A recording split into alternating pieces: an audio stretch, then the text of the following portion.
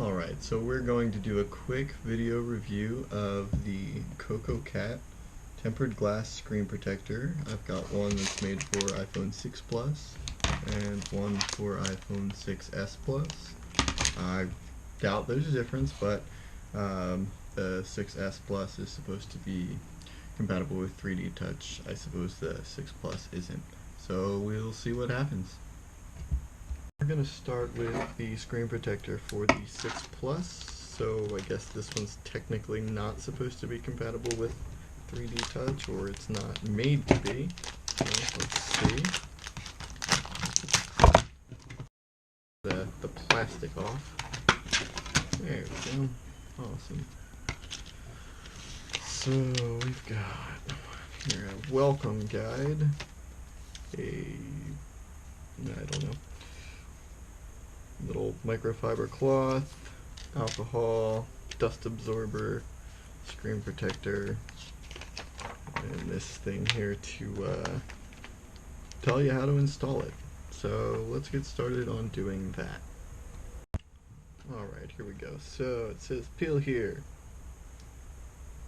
So here we go. There's like this little plastic tube. I guess that's just, I don't know. Doesn't really matter. So slide the phone into here according to the instructions. So I guess make sure it's all lined up, whatever. Alright. And then we are supposed to clean the screen. So let's get working.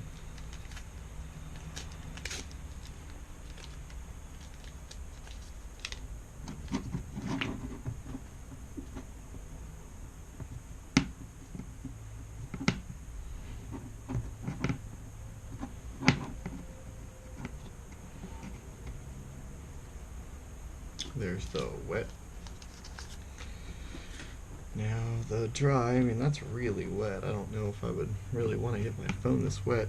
Alcohol would have evaporated already, so I'm guessing there's something else in there, or maybe it's not a high 90% alcohol solution that they use for their product. Who knows?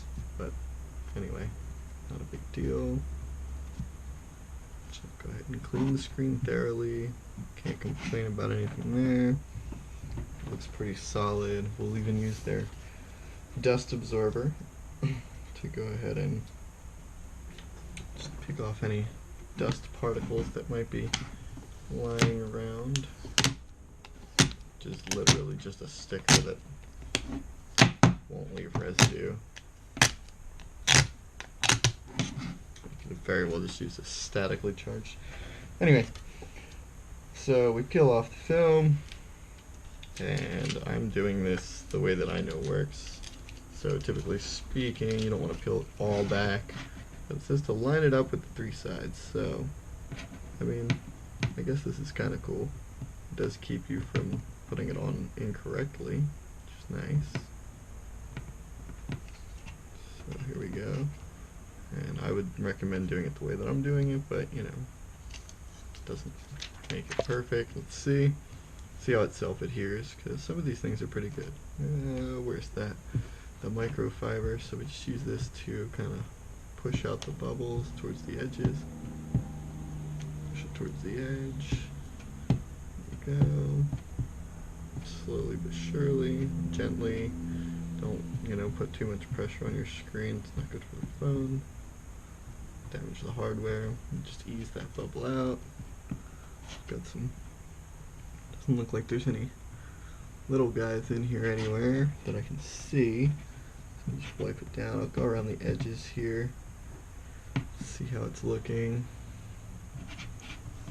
Give it a moment. Alright, let's go ahead and remove this. Or throw it. No, might come in handy at some point later, who knows.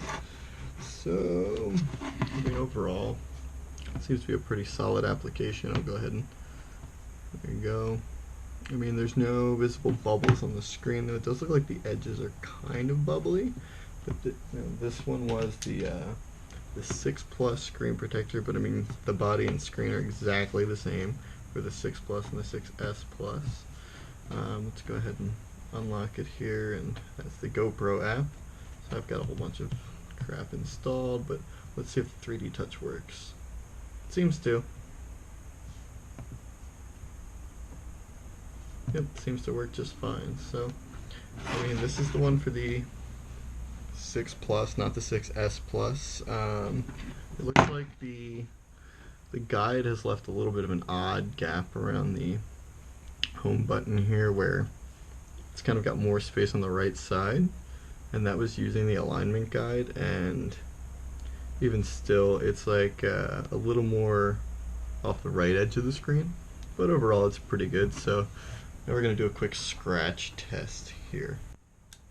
Alright, now onto the scratch test. Just got my little pocket knife. It's kind of beat up. I use it a lot, so it'll do the job. If this thing's scratchable, it'll scratch. So let's see. It doesn't look like, no, from that gentle kind of just, you know, this would be like interacting with your keys in your pocket, general day-to-day stuff. Nothing crazy. So there you go, nothing crazy there. Let's give it a dig, you know. It looks like, I don't know if it's scratching, but it looks like it's creating bubbles there, which it definitely was. There are some bubbles under the screen there, which is a little concerning. Looks like it might have pitted a little. No pit. Yeah, the bubbles are under the screen, so let's. Right. It doesn't take a whole hell of a lot of smack to crack it there. There's some ballistic absorbency, so I'm not going to give it any more than that because I don't want to break my screen, but you know, it can handle scratching pretty well. Obviously it's not going to absorb much in terms of dropping your phone onto a hard, sharp surface, but let's see. Well, peeling it off certainly isn't easy, but it did protect the iPhone screen, and yeah, I mean, it's not that thick, so I wouldn't trust it for too much ballistic stuff.